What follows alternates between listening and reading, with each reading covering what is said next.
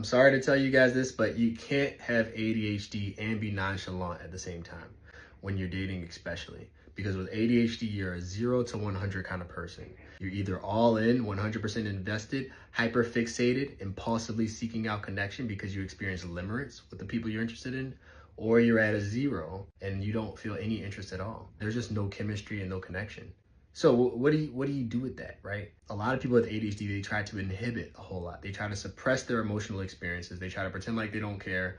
They try to avoid eye contact when they're around somebody that they really like. And that does not work because people now just think you're uninterested.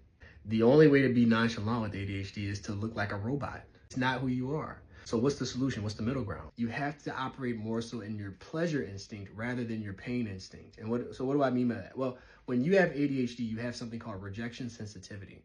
So the closer you get to something that you really want, the more you're not just pursuing it passionately. That's not the bad part. The bad part is that you're anticipating rejection. You feel cortisol. You start to question the way you think. You start to sweat if you feel nervous. You feel like this machine that might break if you do the wrong thing.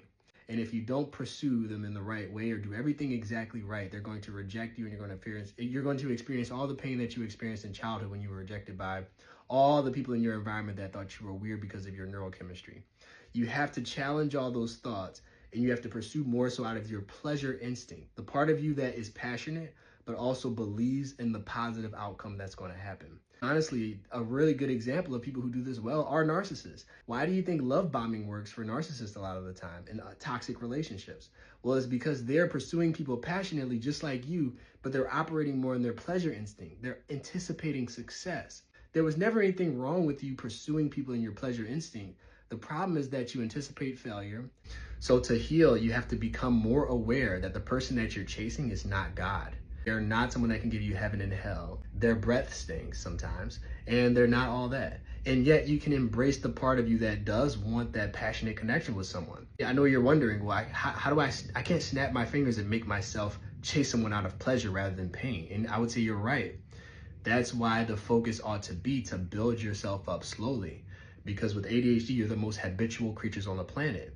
So if you can get yourself to be trained to practice assertiveness, which is the process of putting your needs first in relationships and prioritizing yourself while challenging the belief that you're less worthy than other people, slowly, but over time, you'll start to feel more confident in relationships. You won't devalue other people, but you'll start to value yourself. You'll speak more boldly and you'll start to ignore more rejection cues because it doesn't matter if you secure relationships for the sake of securing the relationship. Truth sometimes matters more than security of the relationship.